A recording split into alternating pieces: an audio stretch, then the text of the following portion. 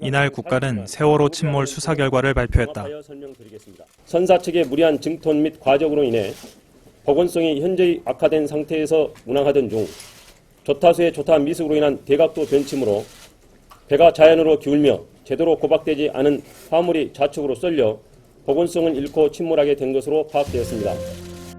무리한 증축, 과적, 평형수 부족, 급변침. 이미 언론에 의해 드러난 사실들을 나열한 검찰은 이후 부실 수사 논란에 휩싸였다. 항적 규명은 해난 사고 수사에서 가장 기본적인 요소 중 하나다. 참사 뒤 6개월이 지났지만 이날 검찰은 세월호의 항적을 명확히 설명하지 못했다. 사고 직전 29초간의 항적을 알 수 없다는 것이었다. 정부는 훗날 항적 누락이 선박 자동 식별장치, 즉 AIS의 단순한 기계적 결함 탓이라고 발표했다. 이제까지 우리 선박들은 고장난 관제 시스템에 의존해 운항을 해온 것인지, 그렇다면 그 책임은 누가 져야 하는지, 혹시 의도적 훼손은 아닌지, 의문은 꼬리에 꼬리를 물었지만 검찰은 손도 대지 않았다. 차가 어디 도로에서 절벽에서 떨어져서 사고가 났는데 그 사고 나는 지점까지 어떤 경로를 통해서 왔는지를 밝히지 않은 채 이 사고의 원인이 뭐라고 추정을 해서 기소를 한 셈이니까요. 사라진 29초의 항적은 검찰 발표 9일 뒤 세월호 유족들에 의해 복원됐다. 세월호는 도대체 평형수를 얼마나 적게 실은 걸까? 이날 검찰은 평형수와 연료 등 1375.8톤이 감축 적재됐다고 발표했지만 2014년 5월 선장과 선원을 기소한 공소장엔 1308.02톤이 감축됐다고 적혀있다.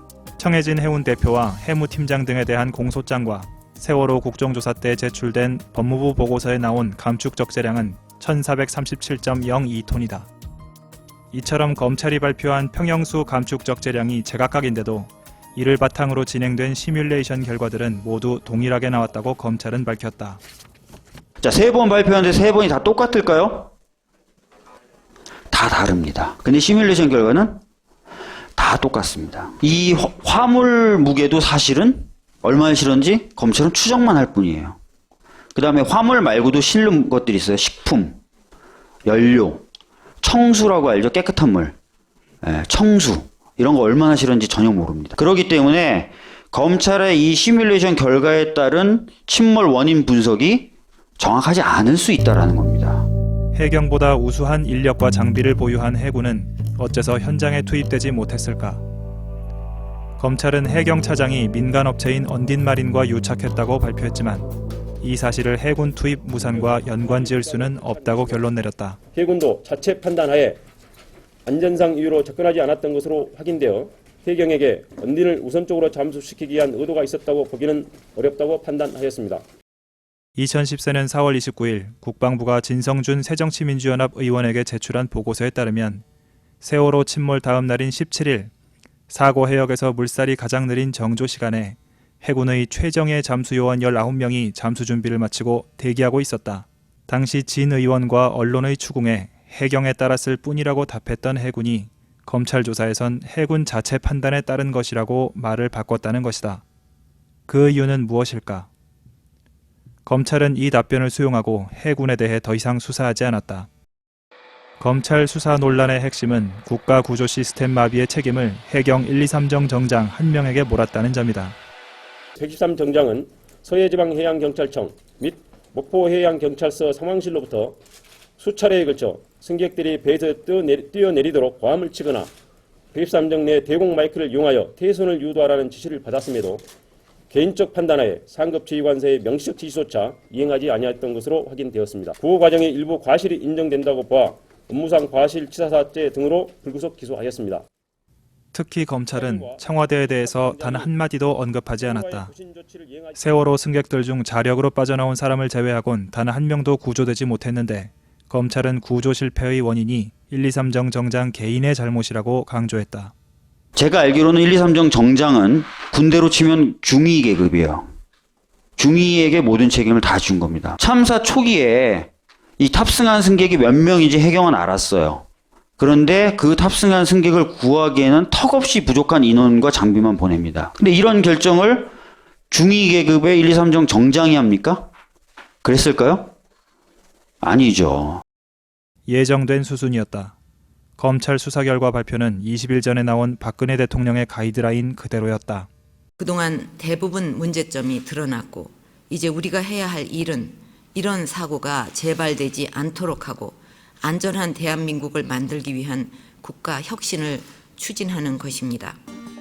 이런 분위기는 참사 사흘째 되던 날 이미 예견됐다. 현상금 5억 원이 걸린 유병헌 회장과 유 회장의 장남 유대균 씨가 변장을 하면 구속영장이 청구된 유병헌 회장은 지금 어디에 있는 유병헌 걸까요? 회장 검거 작전 어떻게 돼가고 있는지 대검찰청은 유병헌 전 세모 회장 수사 방침을 발표했고 언론의 시선은 유 전 회장 가족 일가 검거에 쏠렸다. 이후 박 대통령은 공개적으로만 5차례나 유 전 회장 검거를 독촉했다. 지금 유병헌 검거를 위해서 검경이 많은 노력을 하고 있지만 이렇게 못 잡고 있는 것은 말이 안 된다고 생각합니다. 지금까지의 검거 방식을 재점검하고 다른 추가적인 방법은 없는지 모든 수단과 방법을 검토해서 반드시 법의 심판을 받도록 해야 할 것입니다. 대검은 군경까지 불러 유 전 회장 검거 대책회의를 열었다. 김진태 검찰총장은 간부회의에서 이런 사건에선 돼지머리 수사가 필요하다고 말한 것으로 전해졌다.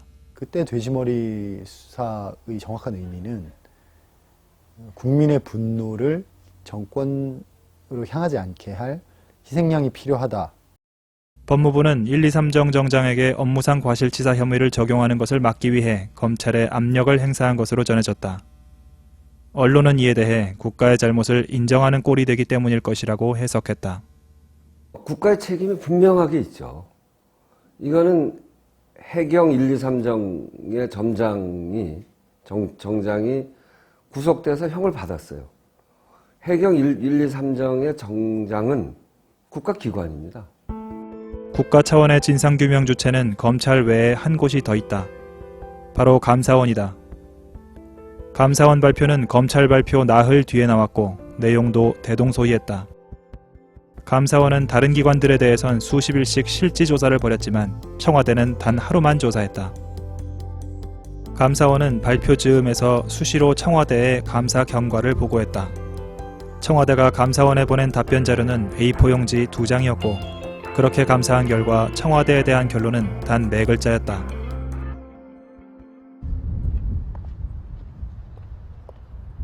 행정부를 견제해야 할 입법부도 나름의 진상규명 활동을 벌였다.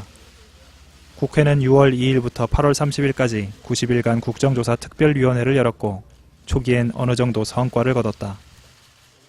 사고 직후 청와대가 끊임없이 해경에 전화해 보고용 영상을 준비하라고 윽박지르며 우왕좌왕했던 모습이 드러났던 것이다. 현지 영상 있습니까? 혹시 나오고요? 현지 영상 볼 수 있는 거 있습니까? 제가 보고 때문에 그런데 영상이라도 하시고 핸드폰 하나 보여주시겠습니까? 예, 청와대인데요. 예, 안녕하십니까. 그 영상 가지고 있는 해경 도착했어요? 아직 도착 못했습니다. 얼마 남았어? 지금 잠시만. 그 배가 빨리 가야 되는데. 예. 지금 해가지고 아직 좀 도착을 못했고요. 확인해봐요. 얼마 남았어요 지금? 끊지 말고. 그리고 영상 시스템 몇 분 남았어요? 이제 거의 한 10분 정도면 도착할 것 같습니다. 10분 이내에 도착할 것 같습니다. 그거 지시해가지고 예. 가는 대로 영상 바로 띄우라고 하세요. 예. 그거부터 하라 그랬어요. 예. 말고. 예. 오케이. 그럼 다른 배는? 다른 배 아직 도착을 안 했습니다. 그 배는 얼마나 걸려? 송출 가능한 배는? 278. 해경 총장한테 메시지 전달했어요? 예. 오케이. 도착이 15말 정도 남았습니다. 15말 남았고 송력이 한 15나트 정도, 1시간 정도 걸리겠네요. 상관장입니다. 예, 안녕하십니까. 그 영상 가능한 함정 얼마나 떨어져 있습니까? 15마일 떨어져 있습니다. 15마일. 예. 도착 예정시간은요? 해가지고 11시 반쯤 되겠네요. 11시 반쯤. 예. 잠깐만요. 여보세요. 예. 아니 아까 나하고 10분 전에 통화했더니 16마일 애들이 지금 무슨 콧소리 하고 있는 거예요 자꾸. 현장과 청와대에 관해 이런 그 한라인을 통해서 그 통화되는 내용을 보면 얼마나 허둥댔고, 그리고 청와대가 국민의 생명과 안전을 지키려고 하기보다는 VIP 대통령에게 보고하려고 하는 데만 너무 집중돼 있었고, 이런 정황들이 다 드러나게 된 거죠. 해경이 세월호 승객들을 구조하던 헬기 중 한 대를 해수부 장관 의전용으로 빼돌린 것도 들통났다.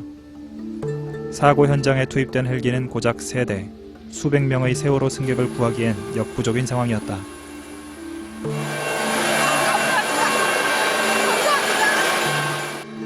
국정조사 특위에서 녹음 파일이 공개됐다.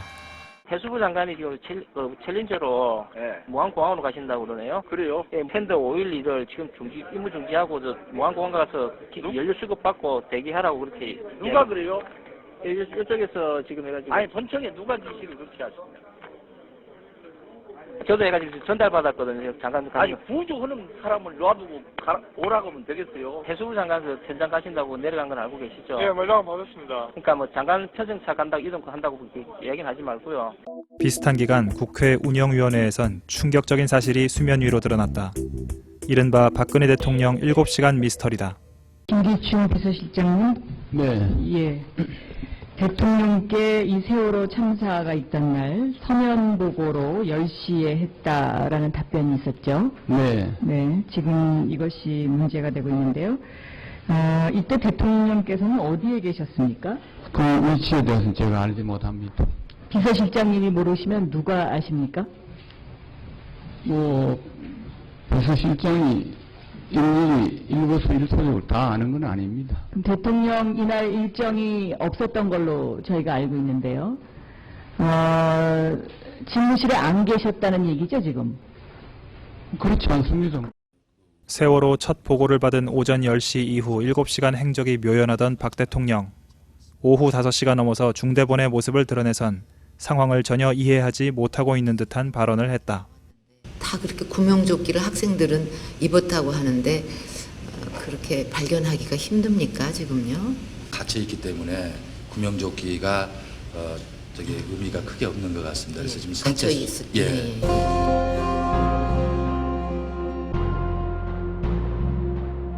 그 시각 세월호 선체는 대부분 물에 잠겨 있었다. 대통령은 5시 10분에 중대본에 가실 때까지 남아있는 승객 전원이 선실에 갇혀있던 사실조차도 모르고 가셨습니다. 해경과 청와대 상황실과의 교신록에 보면요. 사람들은 모두 선실에 갇혀있어서 바다에는 한 명도 보이지 않는다는 얘기가 수없이 나옵니다.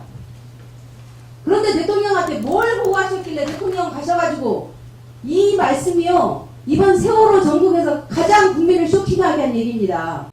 새누리당의 친박 정치인들이 유족을 자극하는 막말을 쏟아내기 시작한 것은 이즈음이다.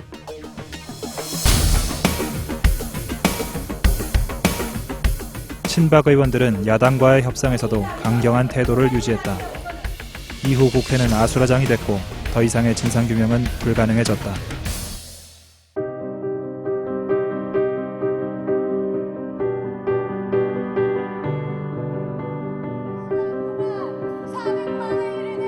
행정부와 입법부를 통한 진상규명이 물 건너가고 있을 때 한편에선 독립적 조사기관을 만들기 위한 싸움이 벌어지고 있었다. 바로 세월호 특별법 협상이다. 여야 대화가 교착 상태에 빠지자 유족들은 청와대가 직접 해결에 나설 것을 요청했다. 김재원, 이완구 등 청와대와 수시로 통화하며 조율한다는 새누리당 친박 정치인들 탓에 문제가 풀리지 않고 있다고 판단했기 때문이다. 하지만 언제든 만나겠다고 공언했던 박 대통령은 코앞에 와 있는 유족들을 외면했다. 박 대통령은 행정부의 수장으로서 입법부에 간섭할 수는 없다는 입장을 고수했다. 하지만 사실 이 특별법을 처음 추진한 사람은 다름 아닌 박 대통령이었다. 여야와 민간이 참여하는 진상조사위원회를 포함한 특별법을 만들 것도 제안합니다. 거기서 세월호 관련 모든 문제들을 여야가 함께 논의해 주기를 바랍니다. 6일 후 세월호 수습 관계차관회의에서 해양수산부는 세월호 진상조사 및 보상특별법 제정안을 의원 입법 형태로 국회에 제출할 예정이라고 밝혔다. 실제로 새누리당은 이후 정부안을 대폭 반영해 2개의 특별법안을 발의한다. 박 대통령이 침묵 모드로 들어간 후 유족들을 상대로 대리전을 치르던 여당 정치인들은 세월호 특별조사위원회에 수사권과 기소권을 부여하는 것은 위헌 소지가 있다며 거듭 반대했다. 이에 전국의 법학자 229명은 세월호 특별법 제정을 촉구하고 나섰다. 새누리당은 민간조사위원회에게 수사권을 부여하면 형사사법체계의 근간을 훼손한다고 주장하고 있는 바 우리 법학자들은 새누리당의 이러한 주장이 법적으로 전혀 근거 없는 것임을 분명하게 지적하고자 한다. 특조위의 수사권 기소권 부여는 위헌이라고 주장하던 여당 의원들의 속내는 따로 있었다. 여당이든 청와대든 어디든 막 조사하겠다는 것 아닙니까? 지난한 과정 끝에 특별법 협상이 타결된 것은 9월 30일이다.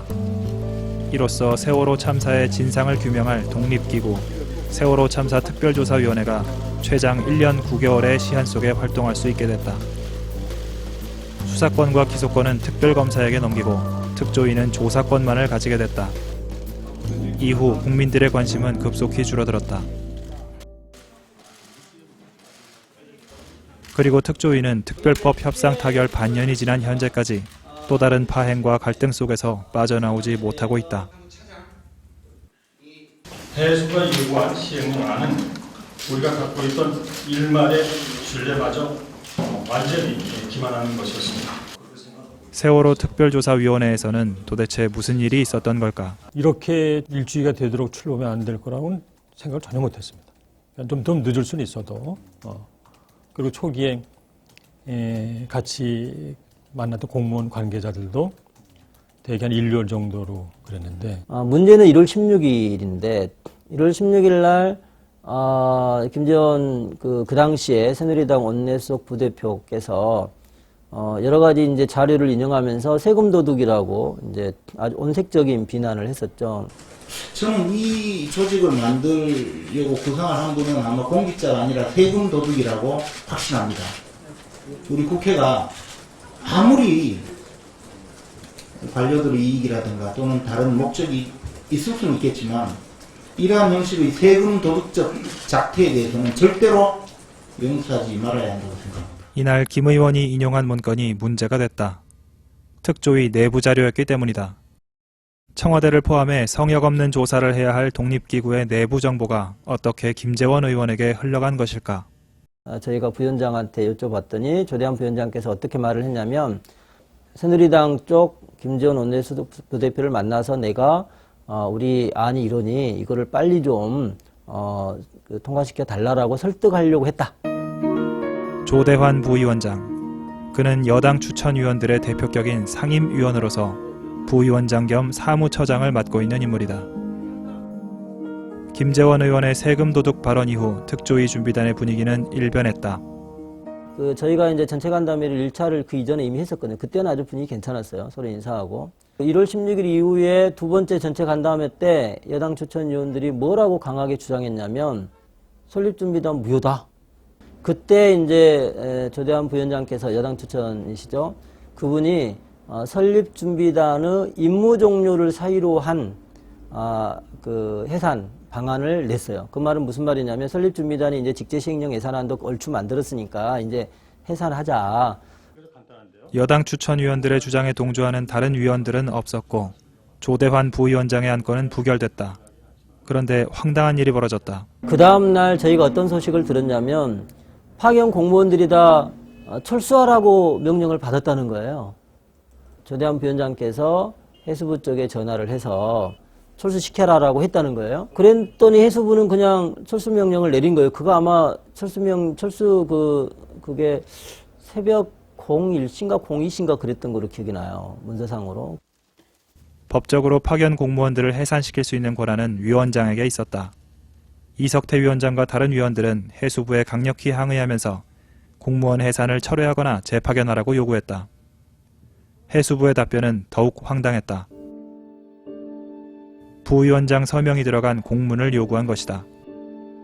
특조위는 2월 12일 4차 간담회를 열어 특조위 자체에서 마련한 시행령안을 의결했다. 이때 여당 의원 5명은 별도로 만든 시행령안을 제시했지만 부결됐다. 특조위는 그렇게 마련한 공식 자체 시행령안을 2월 17일 해수부로 보냈다. 하지만 해수부가 이에 답한 것은 한 달 가까이 지난 3월 10일이었다. 특조위가 보낸, 그때 설립준비단이 보낸 안과 여당 추천위원 5명이 보낸 안이 있는데 정부 쪽에서는 여당 추천위원이 보낸 그 안을 초이스했다. 3월 16일 신임 해수부 장관으로 친박 정치인 유기준 의원이 임명됐다. 특조위의 반발에도 해수부는 시행령을 밀어붙였고 3월 27일 입법 예고했다. 시행령이 마련된 과정도 또 그 내용도 특조위로서는 도저히 받아들일 수 없었다. 예산도 인원도 줄었다. 조사 대상인 해수부 공무원이 여당 추천위원인 조대환 사무처장 산하의 기획조정실장으로서 특조위 업무의 주요 부분들을 관장하도록 했다. 사무처가 중에 사무처가 일을 80%를 합니다. 그러니까 사무처가 어떻게 조사해서 위원회에서 그 논의를 할 때 제대로 된 자료, 제대로 된 어떤 그 지원을 해주느냐에 따라서 그 소위원회라든가 전원위원회의 그 결정이 달라질 수밖에 없어요. 전원위원회나 소위원회에서 아무리 뭘 일을 잘해보려고 해도 조사가 안 됐다는데, 그리고 사무처에서 뭘 해봤더니 뭐가 없다는데 어떻게 하겠습니까? 해수부 시행령 철회를 요구하는 결의안이 상정된 특조위 회의장. 위원들의 불만이 터져나왔다. 파견된 공무원들이 직접 기획을 하고 조정을 하고 총괄을 하는 우리 위원회 결과물을 국민들이 믿지 않습니다. 4.16 세월호 참사의 원인 규명에 관한 정부 조사 결과의 분석 및 조사. 그냥 이거는 아무리 우리가 이제 이분이 우리를 위해서 만들었겠다라고 아주 그냥 이렇게 꼬아서 생각하지 않는 한은 이게 문장 자체가 잘못 만든 겁니다. 상근하는 상임위원 그리고 진상규명 소위원장이 역할이 없습니다. 실제로 진상규명 업무에 관해서 지휘 감독할 근거가 하나도 없습니다. 조사 대상인 해수부가 만든 시행령. 가장 큰 문제는 진상규명 업무를 4.16 세월호 참사 진상규명에 관한 정부 조사 결과의 분석 및 조사로 제한했다는 것이다. 기존 정부 자료를 먼저 분석, 활용하고 그 다음에 조사할 사항이 있으면 직접 조사하라, 이런 취지라는 것인데, 특별법 어디를 보십시오. 먼저 정부 조사 결과를 먼저 분석하고 그 다음에 미진한 게 있으면 조사하라, 이렇게 되어 있는 조문이 어디 있습니까, 특별법에? 법에서 정한 바를 그대로 시행하는 게 아니라 정부가 임의로 축소해서 정부가 조사한 결과만을 평가하고 분석하는 것으로 이 위원회의 권한을 그리고 임무를 임의로 축소한 그런 시행령을 냈기 때문에 저희는 강력하게 반대하고 있는 것입니다. 기존의 정부가 조사했던 내용만 가지고 사실은 검토하고 분석해서 보고서 작성하라는 내용입니다. 이날 시행령안 철회 요구안은 가결됐지만 정부는 현재까지 이를 받아들이지 않고 있다. 세월호 참사의 진상을 밝힐 마지막 보루 특조위. 그 특조위가 좌초 위기에 빠지자 유족들은 다시 거리로 나설 수밖에 없었다. 3월 30일 유족들은 416시간 농성을 선포했고 정부의 답은 배 보상안을 이용한 언론 플레이였다. 특조위 조사권 무력화하는 시행령안 폐기하라! 폐기하라! 폐기하라! 폐기하라!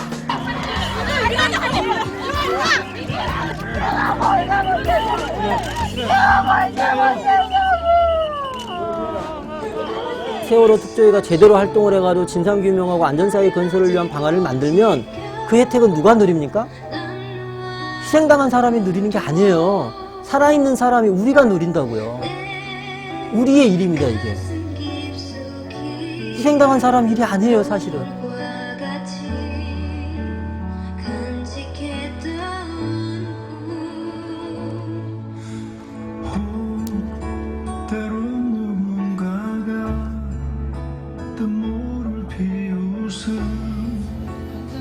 일 년 전에는 저희도 여러분과 똑같은 생각을 하던 평범한 사람들이었습니다.